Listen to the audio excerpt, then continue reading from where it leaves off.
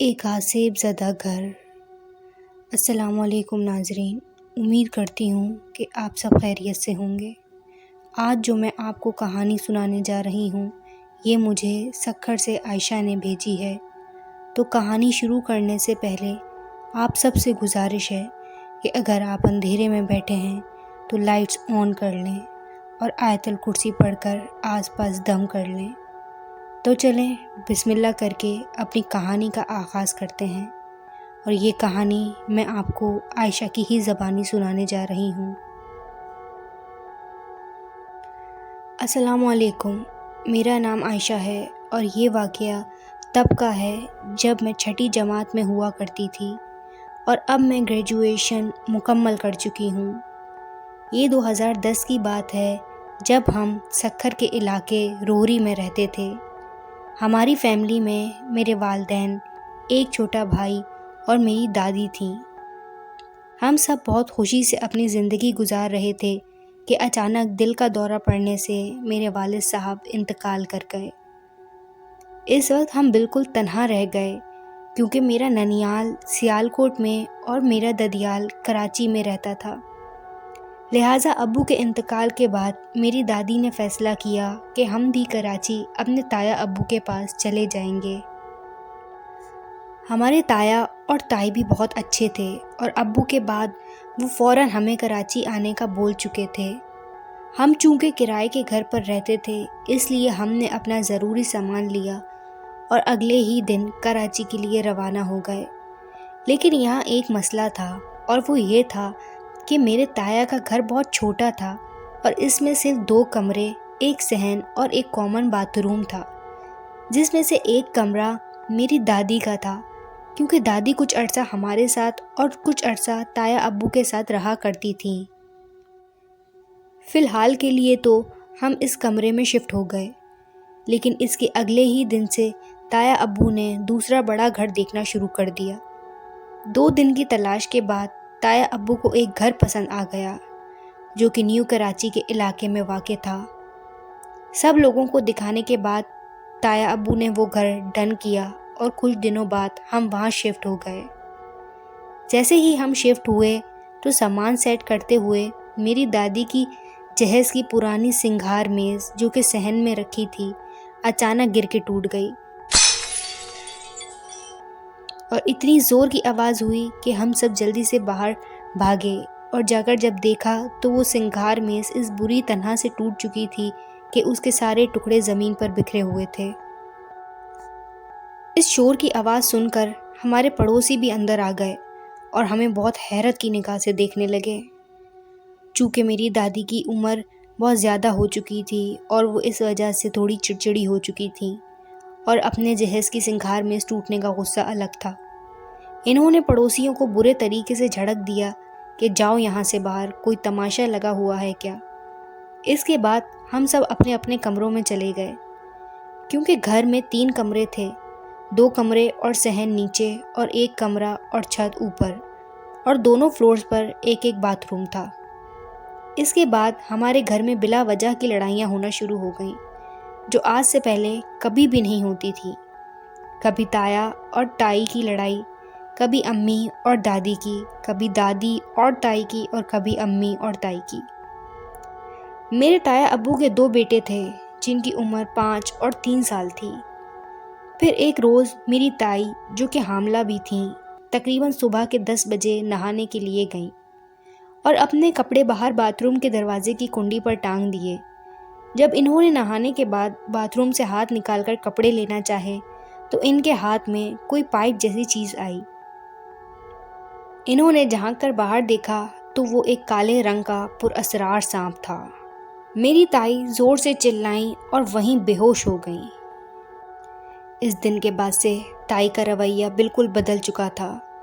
وہ بالکل عجیب سی ہو گئی تھیں، نہ کسی سے صحیح سے بات کرتیں، نہ ہی اپنے بچوں کا خیال رکھتیں، حالانکہ ان کے لیے وہ اپنی جان چھڑکتی تھیں۔ دادی اور امی ہی ان کے دونوں بچوں کا خیال رکھتیں، اور وہ بس بال کھول کر تیز خوشبوئیں لگا کر پاگلوں کی طرح پورے گھر میں گھومتی رہتیں۔ ایک دن مغرب کا وقت تھا، میری دادی نے نیچے سے دیکھا کہ میری تائی مغرب کے وقت گیلے بال کھول کر اور خوشبو لگا کر چھت پر بیٹھی ہیں، تو وہ بہت غصے میں آ گئیں اور جا کر انہیں ڈانٹنے لگیں کہ تمہیں عقل نہیں ہے کہ تم اس وقت اس حالت میں اس طرح سے باہر بیٹھی ہو۔ میری تائی نے دادی کو غصے سے دیکھا اور بھاری آواز میں کہا، چلی جا بڑھیا، ورنہ میں تجھے زندہ نہیں چھوڑوں گی۔ دادی غصہ ہو گئی کہ یہ تم کس طرح سے مجھ سے بات کر رہی ہو۔ دن گزرتے گئے اور میری تائی کے گھر ایک بیٹی کی ولادت ہوئی۔ اس کے بعد بھی گھر میں عجیب و غریب حرکات جاری رہیں۔ کبھی رات کو فریج میں رکھا ہوا کھانا غائب ہو جاتا تو کبھی بلب خود بخود پھٹ جاتے اور چھوٹے موٹے نقصان ہوتے ہی رہا کرتے تھے۔ ایک دن میری دادی سو رہی تھیں کہ ان کو کسی نے جا کر آواز دی کہ امی اٹھ جائیں، ناشتہ کر لیں۔ دادی اٹھ کر باہر آئیں تو دیکھا کہ چاروں طرف اندھیرا ہے اور امی تو بے خبر سو رہی ہیں اور گھڑی میں رات کے 3 بج رہے ہیں۔ صبح جب دادی نے امی سے پوچھا کہ کیا رات میں تم مجھے اٹھانے آئی تھیں، تو میری امی نے منع کر دیا کہ نہیں، میں نہیں آئی تھی آپ کو اٹھانے۔ ایسے واقعات آئے دن ہوتے رہتے۔ ایک دن تائی اپنی بیٹی کو سلا رہی تھیں کہ انہیں دادی کی آواز آئی کہ جیسے کہ وہ انہیں بلا رہی ہیں۔ تائی نے جب نیچے آ کر دیکھا تو دادی تو گھر میں تھی ہی نہیں، وہ بازار گئی ہوئی تھیں۔ پھر اچانک ایک دن میری تائی اپنی بیٹی کو سلا کر نیچے آئیں اور امی اور دادی کے ساتھ کچن میں کام کرنے لگیں۔ اتنے میں ہی بچی کی زور زور سے رونے کی آواز آنے لگی۔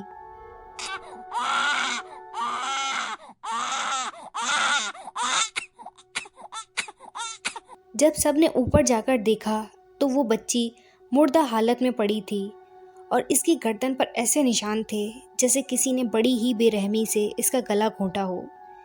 اس کے بعد ہمارے گھر میں رونا دھونا شروع ہو گیا۔ چیخوں کی آوازیں باہر تک جا رہی تھیں۔ خیر کچھ دن گزر گئے، تائی پوری طرح سے صدمے میں جا چکی تھی۔ ایک دن ہم سب چھت پر بیٹھے تھے کہ اچانک ہم نے دیکھا کہ ہمارے صحن میں کوئی عورت پیٹ کر کے کھڑی ہے، جس نے سر سے پاؤں تک سفید لباس پہنا ہے اور اس کے بال ٹخنوں تک ہیں۔ یہ دیکھ کر میری دادی سمجھ گئیں کہ کچھ نہ کچھ مسئلہ تو ضرور ہے۔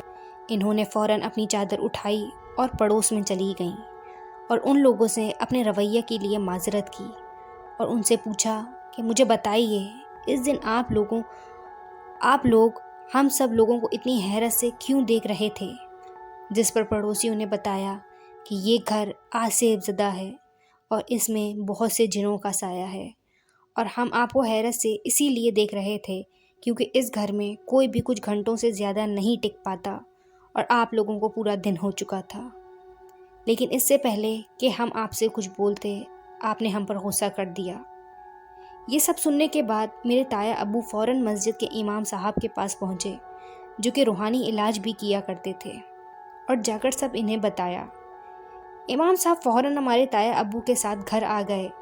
گھر میں داخل ہوئے، چاروں طرف غور سے دیکھا اور دیوار پر ہاتھ رکھ کر کچھ پڑھنا شروع کر دیا، جس کے بعد انہوں نے بتایا کہ اس گھر میں کچھ جن رہتے ہیں جو کہ آپ کی بیوی یعنی کہ میری تائی پر عاشق ہو چکے ہیں۔ اسی لیے انہوں نے آپ کی بچی کو بھی مار دیا، کیونکہ وہ یہ نہیں چاہتے کہ آپ کی بیوی کسی سے بھی زیادہ پیار کرے۔ اس کے بعد مولوی صاحب نے ہم لوگوں کو وہ گھر فوراً چھوڑنے کو کہا کہ کہیں زیادہ دیر نہ ہو جائے۔ ہم صبح ہوتے ہی اپنا ضروری سامان لے کر ایک رشتہ دار کے یہاں چلے گئے، کیونکہ نیا گھر ملنے میں 1 سے 2 دن تو لگ جاتے۔ وہ گھر آج بھی بند پڑا ہے۔ ہمارے بعد اس گھر میں ایک فیملی رہنے اور آئی، لیکن کچھ ہی گھنٹوں میں خوفزدہ ہو کر بھاگ گئی۔ آج اس بات کو 14 سال گزر چکے ہیں، لیکن وہ پراسرار گھر ابھی بھی ویسا کا ویسا بند پڑا ہے، اور اب اس کی حالت بھی بھوت بنگلے جیسی ہو گئی ہے۔ تو جناب، یہ تھی وہ سچی کہانی جو کہ ہمیں عائشہ صاحبہ نے بھیجی تھی۔ امید ہے کہ آپ کو یہ کہانی پسند آئی ہوگی۔ اس طرح کی مزید کہانیوں اور پراسرار واقعات کے لیے ہمارے چینل کو لائک، شیئر اینڈ سبسکرائب کریں۔ ملتے ہیں کسی ایسے ہی دل دہلانے والے واقعے کے ساتھ۔ جب تک مجھے اور میری فیملی کو دعاؤں میں یاد رکھیے گا۔ اللہ حافظ۔